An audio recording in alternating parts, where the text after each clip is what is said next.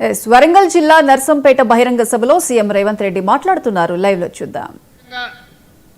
మంత్రివర్యులు శ్రీమతి కొండా సురేఖ గారిని, అదే విధంగా స్థానిక పార్లమెంట్ సభ్యులు మిత్రులు బలరాం నాయక్ గారిని, శాసన మండలి సభ్యులు శ్రీపాల్ రెడ్డి గారిని, శాసన సభ్యులు మాజీ మంత్రివర్యులు కడియం శ్రీహరి గారిని, శాసన సభ్యులు పెద్దలు రేవూరి ప్రకాష్ రెడ్డి గారిని, అదే విధంగా నాయిని రాజేందర్ రెడ్డి గారిని, అదే విధంగా రామచంద్ర నాయక్ గారిని, గన్రా సత్యనారాయణరావు గారిని, నాగరాజు ఎమ్మెల్యే గారిని, అదే విధంగా మాజీ శాసన మండలి సభ్యులు మాజీ మంత్రివర్యులు బస్వరాజ్ సారయ్య గారిని, వరంగల్ మేయర్ సోదరిమణి గుండు సుధారాణి గారిని, మాజీ పార్లమెంట్ సభ్యులు సిరిసిల్ల రాజయ్య గారిని,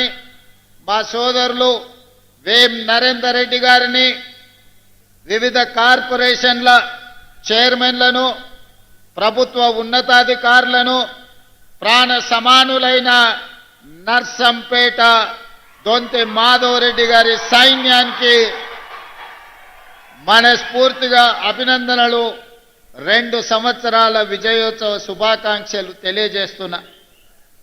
మిత్రులారా, ఎప్పుడు వరంగల్ ఉమ్మడి జిల్లా పర్యటనకు వచ్చినా ఈ జిల్లాకు ప్రాతినిధ్యం వహించి అధునాతన అభివృద్ధికి పునాదులు వేసిన కాకతీయుల పరిపాలన నుంచి పోరాటం ద్వారా ప్రపంచానికి పౌరుషాన్ని చాటిన సమ్మక్క సార్లమ్మల నుంచి దొడ్డి కొమరయ్య, చాకలి ఐలమ్మ, కృష్ణమాచార్యులు, కాళోజీ గారు, కరీంనగర్ జిల్లా ప్రాతినిధ్యం వహించిన మాజీ భారత ప్రధానమంత్రి, ఈ వరంగల్ జిల్లాలోనే పుట్టిన బిడ్డ పివి నరసింహారావు గారు, మళ్ళీ తెలంగాణ ఉద్యమానికి నాయకత్వం వహించిన ప్రొఫెసర్ జయశంకర్ గారు లాంటి గొప్ప గొప్ప వ్యక్తులు కాకతీయ యూనివర్సిటీ ఉద్యమాల గడ్డ స్ఫూర్తి ఎప్పుడు ఈ జిల్లా పర్యటనకు వచ్చినా ఒక స్ఫూర్తినిస్తుంది.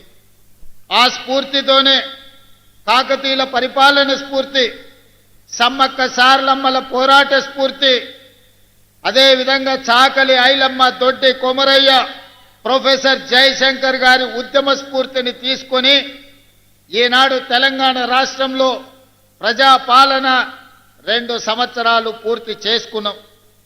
మిత్రులు పెద్దలు దొంతి మాధవరెడ్డి గారు చెప్పినట్టు తెలంగాణ రాష్ట్రం వస్తే సమస్యలు పరిష్కారం అవుతాయి. ఈ సమస్యలు పరిష్కారం అవ్వడం ద్వారా నర్సంపేట శాసనసభ నియోజకవర్గం అభివృద్ధి చెందుతుందని ఆశించాను. ఒక్కసారి కాదు, ఈ ప్రాంతంలో బీఆర్ఎస్ కు రాష్ట్రంలో 2 సార్లు అధికారం ఇచ్చిండ్రు. ఈ ప్రాంతం నుంచి శాసనసభ్యుగా ఎన్నికైన వాళ్ళు, రాష్ట్రంలో అధికారంలోకి వచ్చిన వాళ్ళు